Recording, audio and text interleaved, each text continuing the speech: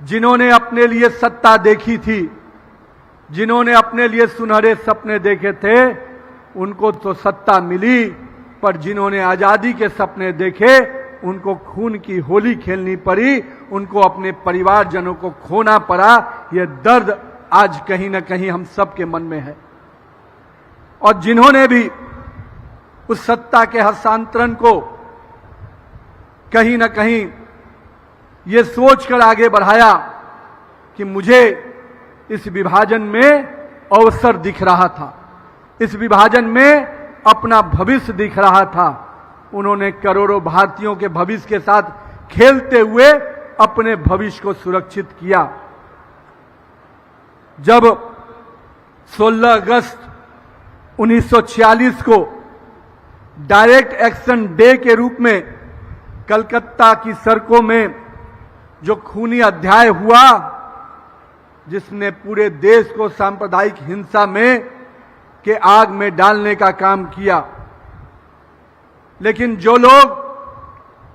अभी चर्चा हमारे वक्ता लोग कह रहे थे और अभी हम लोगों ने जो डॉक्यूमेंट्री देख रहे थे, तो कैसे लोगों को एक विस्थापन का दर्द झेलना पड़ रहा था। लाखों लोगों ने अपने घरों को छोड़कर केवल सुरक्षित जीवन के लिए अपने पूरे जीवन की कमाई, अपने परिवारजनों को छोड़कर एक जगह से दूसरे तरफ की ओर पलायन कर बैठे। जब वो पलायन कर रहे थे तो उनको ये भी अंदाजा नहीं था कि वो कहां रात गुजारेंगे, कहां वो रहेंगे, कौन सा उनको रोजगार मिलेगा। मैं जब आज इसकी चर्चा कर रहा हूं और मैं जानता हूं कि आज जब लोग पूछते होंगे कि 1947 की बात आज क्यों की जा रही है, मैं आज अपने युवा साथियों को, यहां पर बैठे हुए सभी अपने महानुभावों को मैं प्रधानमंत्री जी की उस सोच के साथ जोड़ना चाहता हूं। प्रधानमंत्री जी ने जब कहा कि हम इस विभाजन विभीषिका को स्मृति दिवस के रूप में मनाएंगे, तो उन्होंने उस काले अध्याय को इसलिए याद रखने के लिए कहा कि जो भी मुल्क अपने इतिहास को नहीं समझता, इतिहास को नहीं जानता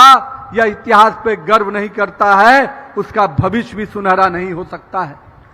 और इसलिए प्रधानमंत्री जी ने कहा, कुछ लोगों ने तो कभी उस अध्याय को खोलना ही नहीं चाहा,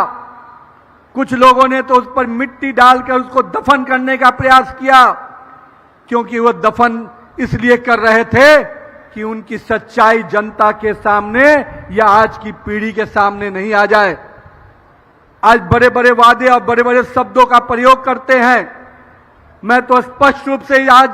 हरियाणा की इस धरती से कहता हूं कि जिन नेहरू गांधी परिवार ने केवल और केवल सत्ता के लिए ही पूरी पार्टी का निर्माण किया था और सत्ता के लिए ही इस देश का बंटवारा किया था मित्रों, और मैं कह सकता हूं आज भी उनकी मानसिकता बदली नहीं है। कल देश को बांटने का काम किया था, आज समाज को बांटने का काम कर रहे हैं। इनकी रीति और नीति में कोई परिवर्तन नहीं आया है मित्रों।